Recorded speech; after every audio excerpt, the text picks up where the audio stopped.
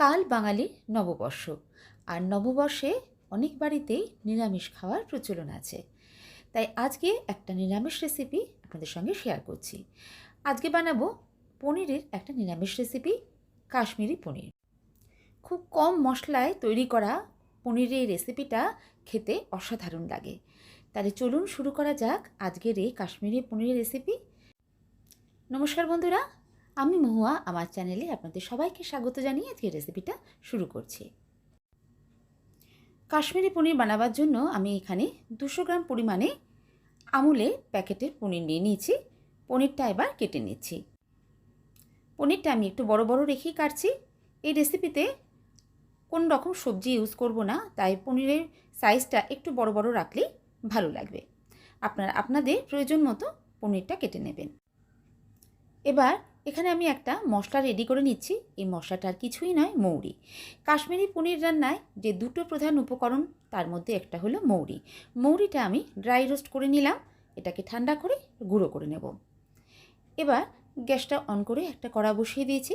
কড়ার মধ্যে প্রথমে দিয়ে দিচ্ছি 2 চামচ পরিমাণে সাদা তেল আর হাফ চামচ ঘি। ঘিটা অবশ্যই ইউজ করবেন এই রান্নাটায়, ঘিটা দিলে টেস্টটা খুবই সুন্দর লাগে। এবার পনিরের টুকরোগুলো ছেড়ে দিচ্ছি।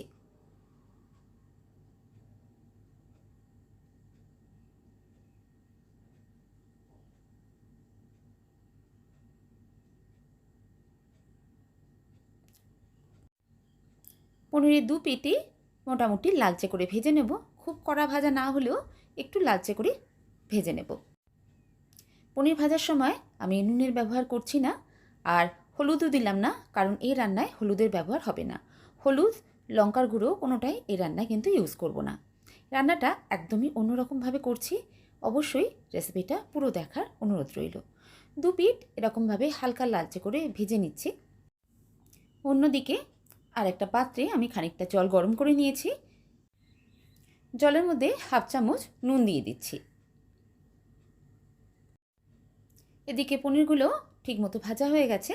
এবার পনিরগুলোকে উঠিয়ে যে জলটা গরম করেছি তার মধ্যে দিয়ে দেব।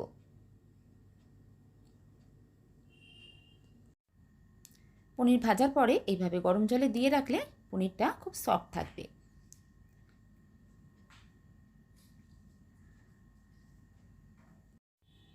পনির ভাজার পর যে তেলটা বেঁচেছিল সেই তেলের মধ্যে এবার রান্নাটা করব। প্রথমে এর মধ্যে কিছু ফোড়ন দিয়ে দিয়েছি। ফোড়নে আমি দিয়েছি 2 ছোট তেজপাতা, কয়েকটা ছোট এলাচ, লবঙ্গ, দারচিনির একটা কাঠি আর কয়েকটা গোটা গোলমরিচ। এবার তেলের মধ্যে দিয়ে দিলাম হাফ চামচ সাদা জিরা। ফোড়নটা কয়েক সেকেন্ড নাড়াচাড়া করে নেব।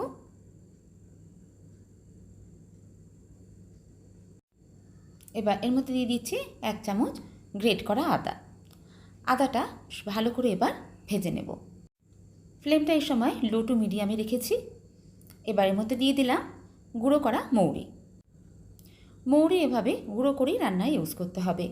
মৌরি হালকা করে রোস্ট করে নিয়ে তারপর গুঁড়ো করে রান্নায় দিলে তার একটা আলাদা ফ্লেভার হয়, আর বেটে ইউজ করলে সেই ফ্লেভারটাও আলাদা হয়।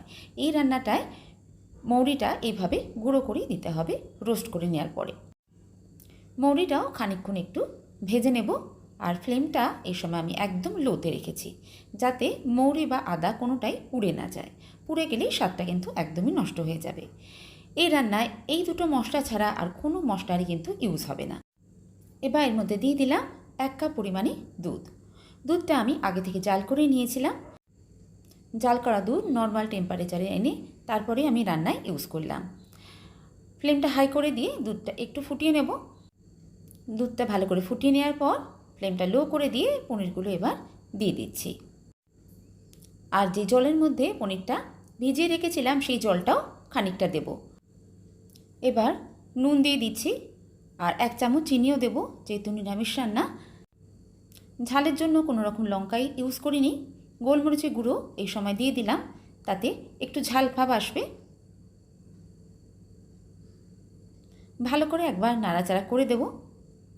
ফুটতে শুরু করলে ফ্লেমটাকে লো করে দিয়ে ঢাকা দিয়ে রান্না করে নেব 3 থেকে 4 মিনিট। নিরামিষ কাশ্মীরি পনিরের রেসিপি এখন একদম রেডি। 4 মিনিট বাদে ঢাকাটা খুলে আপনাদের দেখাচ্ছি শুধুমাত্র দুটো মশলা দিয়ে এত সুন্দর টেস্টি পনির তৈরি করে নিলাম। খেতে এটা অসাধারণ লাগে। রুটি, লুচি, পরোটা, পোলাও সব কিছু দিয়ে খেতে খুবই ভালো লাগে। বছরের প্রথম দিনে এরকম একটা রেসিপি অবশ্যই ট্রাই করতে পারেন। পনিরের রেসিপিটা আপনাদের কেমন লাগলো অবশ্যই জানাবেন। ভালো লাগলে একবার আমার মতো করে এই স্পেশাল রেসিপিটা বানিয়ে খাবার অনুরোধ রইল। বছরের প্রথম দিনে আমাদের সবার বাড়িতে কোনো না কোনো স্পেশাল আইটেম রান্না হয়েই থাকে। এবার নববর্ষের দিনে নিরামিষ রেসিপি রান্না করলে একবার এইভাবে পনির রেসিপিটা ট্রাই করে দেখতে পারেন। আশা করছি আপনাদের খুব ভালো লাগবে। যদি আজকে আমার চ্যানেলে নতুন ভিউয়ার হন, রেসিপিটা ভালো লাগলে চ্যানেলটা সাবস্ক্রাইব করে নেওয়ার অনুরোধ রইল। আজ আসি বন্ধুরা, আবার কোনো নতুন রেসিপি নিয়ে আপনাদের সঙ্গে দেখা হচ্ছে। সবাই ভালো থাকবেন, সুস্থ থাকবেন। সবাইকে অসংখ্য ধন্যবাদ।